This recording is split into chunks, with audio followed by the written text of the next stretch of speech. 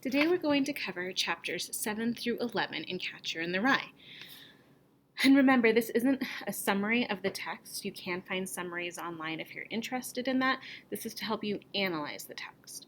So as a reminder from last time, we already know that Holden is in a psychiatric facility in Southern California, probably near Hollywood, when he's telling the story. So we know that things are going to get progressively worse as we continue. So we start out with some games again. And remember, Holden is still in high school, but he's an innocent in a way.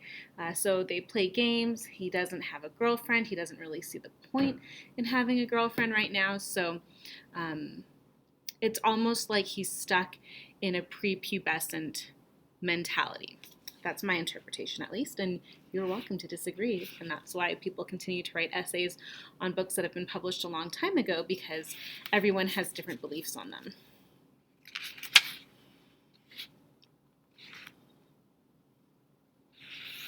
So they're playing a game, and then he has an argument with Ackley. And he stops, picks up Ackley's hand, and gives him a big, phony handshake.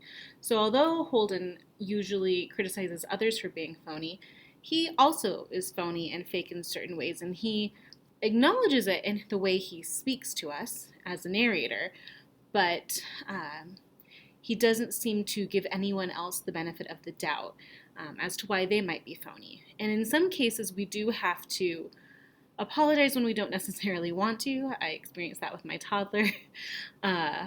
Or use language that's more formal than we would like to, because that's just the way certain situations work in our day and age and in Holden's time period. So sometimes we're a little phony, and that's just the way, the world works. But he doesn't give anyone the benefit of the doubt. He also mentions that anytime someone gives him a present, it ends up making him sad, which is rather interesting. And this could connect to love languages, which I don't think were specifically enunciated, or I don't think the book was written at the time of this text, but some people enjoy gifts and others don't. So that's part of the problem. But anyhow, Holden is packing up, and halfway through this chapter, we have a transition. Or actually, at the end of this chapter, we have a transition.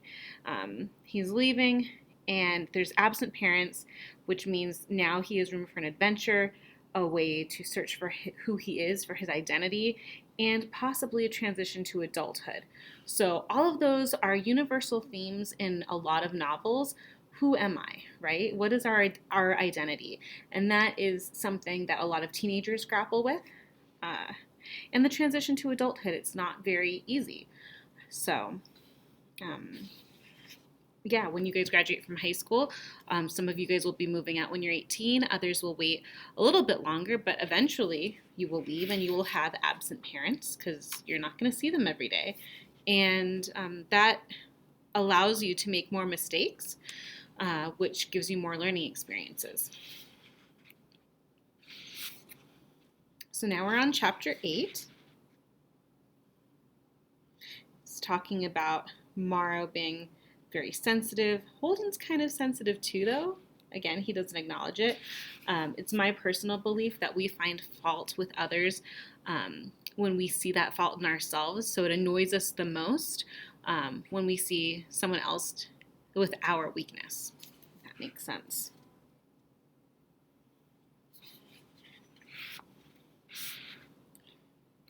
So,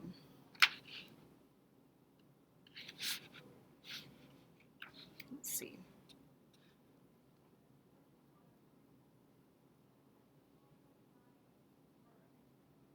So he's lying when he's talking to this woman on the bus, or on the train, excuse me.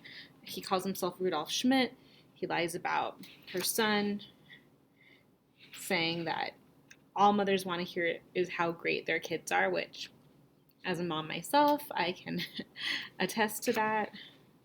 But he's lying. He's told us a few times that he's the most terrific liar. We know he's an unreliable narrator. And here he is telling us that he's lying a ton. And when you lie, you usually get caught in your lies. So it's just kind of interesting how he decides to create this alternate identity for himself on the train. Yeah. So now we're on chapter 9. He gets out of the station.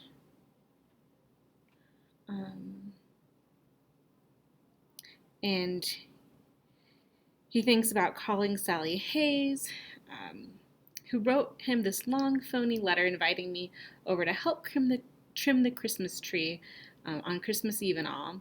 But I was afraid her mother would answer the phone. So even though Holden is not super interested in girls, he kind of plays the role of doing so, and he thinks girls are phony too. Even though there is a certain code of conduct that people have to follow. And he says, but when I'm with someone that's corny, I always act corny too.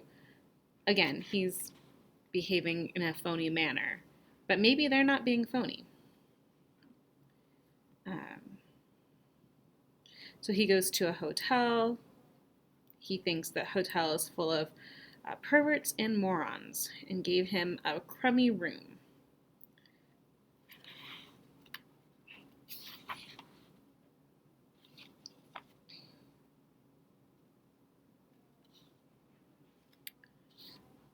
Last year, he writes that he was done with women.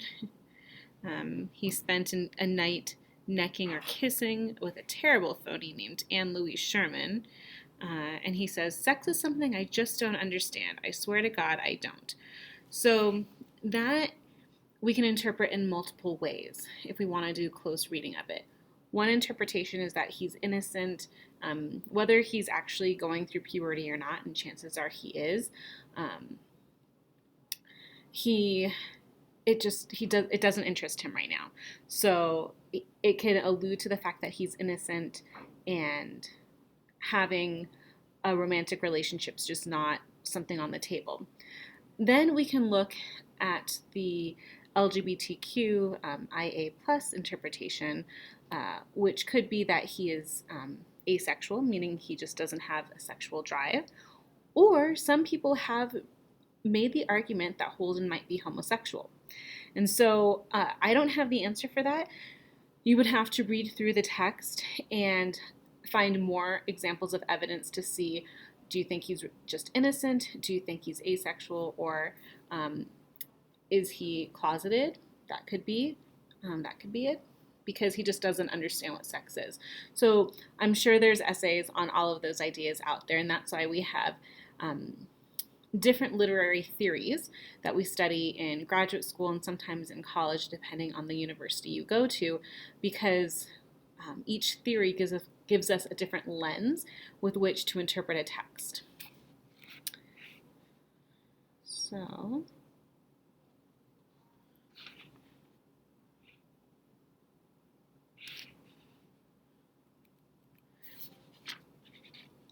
So then he starts lying to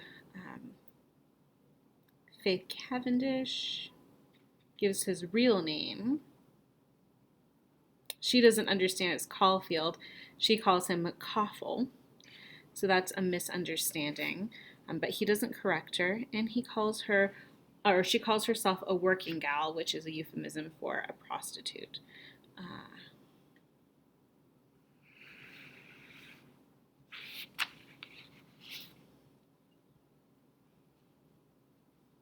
And that's it for that chapter. So now we get to chapter 10. So even though in chapter 9 he mentions that he's not interested in sex, he's putting himself in these situations that he knows he's going to be uncomfortable in.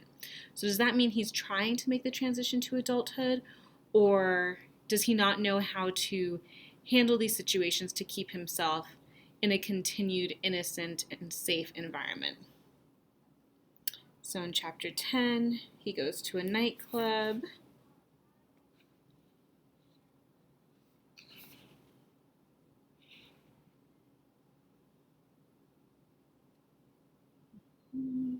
He talks about a movie, complains about the band. Like, he doesn't like anything. He finds fault with everything.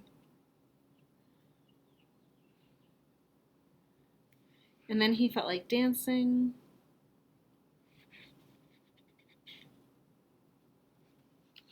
So he dances with a random girl.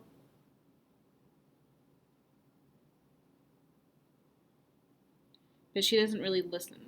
And he wants someone to listen and understand him. He believes that he has profound ideas, but other people just don't get it, which is rather sad.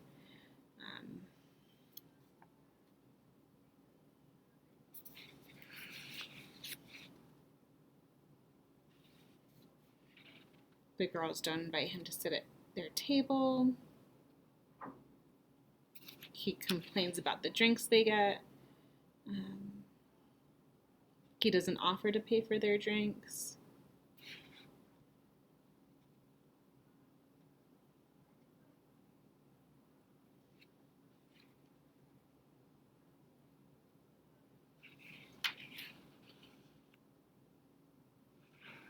Yeah, so he doesn't really have a good time there. And then in chapter 11, he starts thinking about Jane Gallagher. And he says you don't always have to get too sexy to get to know a girl, which is true. You can have friends of the opposite sex, and that's fine. Although, if you've seen When Harry Met Sally, Harry makes the argument that men and women can never be friends, but that is a different topic. He says that movies are phony. He doesn't like them. He's thinking about Jane. And that's pretty much it. He talks about his brother, and it's just kind of a reflective chapter. So that is Catcher in the Rye, chapter 7 through 11. You know, hopefully you guys got more out of it. This is just a very basic analysis, and I just wanted to point out a few important things.